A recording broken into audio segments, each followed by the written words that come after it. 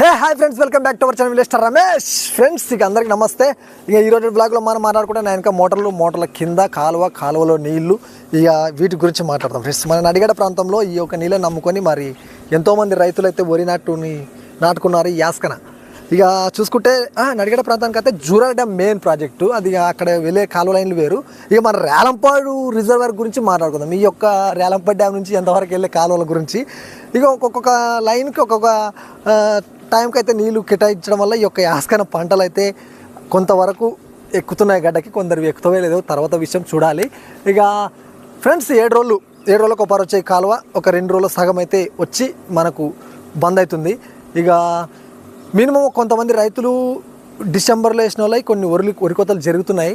ఇక కొంతవరకు జనవరిలో వేసినవి ఇక దగ్గరకు వచ్చి అట్టే కొన ఊపిరి మీద ఉన్నాయి.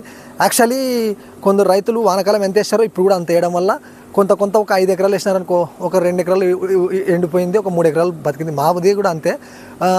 అలా నీళ్ళు లేకపోవడం వల్ల చేంజ్ చేస్తూ ఈ యొక్క నీళ్ళు ఇంతవరకు వచ్చినాయంటే కూడా ఇక 7 రోజులకు వేయడం వల్లనే ఈ యొక్క మనకు పంటలు ఇక దగ్గరికి పడుతున్నాయి. కొంతమంది వెనకేసిన పరిస్థితి ఇంకా చాలా వరకు ఘోరంగా ఉంది. ఈ యొక్క కాలువ మాత్రం బాబా ఎంత ఏప్రిల్ 10-15 మధ్యలో వరకు ఇంకో 2 సార్లు వస్తే గోయిందా. ఈరోజు మనకి మార్చి 27 కాబట్టి ఇక బంద్ అవుతుంది. ఆల్రెడీ యాక్చువల్ నీళ్ళు తగ్గినాయి. ఇక చూద్దాం ఫ్రెండ్స్, ఇంకో 2 సార్లు వస్తే కూడా పండిన కాడికి ఎండిన కాడికి ఉంది. రైతులైతే కొంత పండిన పెట్టిన పెట్టుబడులనే వెళ్తాయి, లాభాలు అయితే ఉండవు. ఇక వానాకాలంలో ఎంత వేసినారో అంత యాస్కను కూడా చాలామంది వేయడంతో ఈ యొక్క నష్టాలని భరించాల్సింది తప్పదు మరి ఇంక రైతులకి. ఎందుకంటే ఇలాంటి పరిస్థితులు ఎప్పటికీ ఇంకా మనకి ఒక పారి నష్టపోయినా ఒక పారైనా లాభము పొందే విధానం ఈ యొక్క పంటల్లోనే మనకి చూపిస్తుంది అప్పుడప్పుడు. ఇక మొత్తం మీద ఈ యొక్క వానాకాలంలో వర్షాలు ఎంత వచ్చినాయి అంటే బీభత్సంగా వచ్చాయి. ఏం చేస్తారు మన రేలంపాడు రిజర్వాయర్ని ఎందుకు నింపారో నాకు అర్థం కాదు. ఎందుకంటే నాకు ఒకరికి అది ఎవరికి కూడా అర్థమైతే లేదు. అది చాలా వరకు తక్కువ నింపుతున్నారు. దాని గురించి ఏమైనా తెలిస్తే మీరు కామెంట్లు చెప్పండి.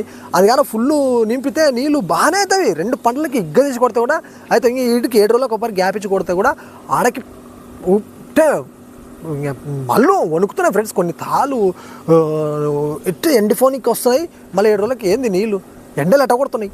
చంపితే అంటే ఒక 10-11 గంటలకు షట్ట మాటది పై అట్ట ఉంది పరిస్థితి. ఇక మన నడిగడ్డ ప్రాంతంలో అయితే రైతుల పరిస్థితి కొంతవరకు పండిన వాళ్ళకి బాగానే ఉంది, పండిన వాళ్ళకి నష్టాలు ఉన్నాయి.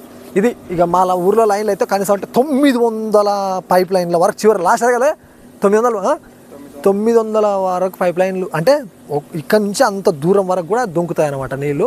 ఇక చాలా చోట్ల మరి ఈడ ఒక 16 లైన్లే ఉన్నాయి. ఇక ఇంతవరకు వీడియో కూడా పెట్టా, చూసింటారు.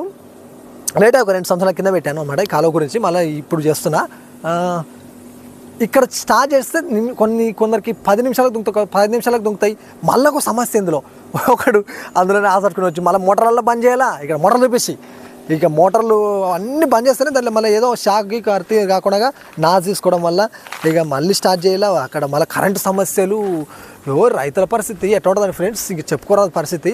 అది ఇక రైతుకైతేనే తెలుస్తుంది. ఇక కరెంటు మళ్ళీ సమయానికి ఇప్పుడు ఒక లైన్ వచ్చిందంటే ఒక లైన్ పోయింటుంది, ఒక లైన్ ఉంటే ఒక లైన్ ఉంటుంది లేకుంటుంది.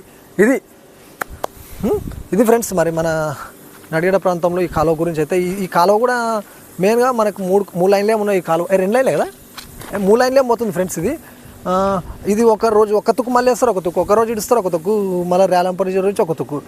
ఈ యొక్క సంవత్సరం ఈ యాస్కన కూడా పండి ఎండి ఇక మిగిలింది లాస్ట్కి రైతుకి ఒక లాభం ఒక సైడ్ ఉంది, ఒక తుక్కు నష్టం ఉంది. ఇక 2 రకాలు ఉంది. చూద్దాం ఫ్రెండ్స్, ఈ ఏప్రిల్ 15 వరకు వస్తే కూడా చాలా వరకు కొంతమంది గడ్డకి అయితే పడతారు. ఇక నేను కూడా రావాలని కోరుకుంటున్నా. మా పంట కూడా కనీసం ఒక 90 రోజులు అయింది. ఇంకొక 10-15 రోజులు అయితే ఇక కోతలకు వస్తాయి.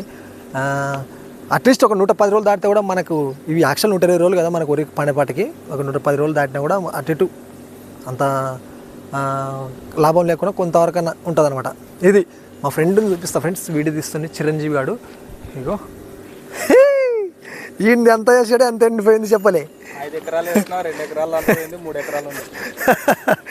ఇది చాలా పెట్టుబడి కాడికి వస్తాయి. రైతుల పరిస్థితి చెప్పవా కొద్దిగా? రైతుల పరిస్థితి ఘోరంగా ఏం చెప్పరాదు. మళ్ళీ మా బావగాడు ఇంక 2 మోటార్లు ఉన్నాయి యాక్చువల్లీ 5 ఎకరాలు. అంటే మనము నైట్ ఎప్పుడు పడితే అప్పుడు కాలువకి వస్తుంటాడు, నీళ్ళు చూస్తుంటాడు. ఇక్కడ నాసు తట్టుకోవాలని ఇప్పుడు ఇంకా చాలామంది ఇంకా రైతులు రాలేదు, ఎందుకంటే నీళ్ళు బంద్ అయిన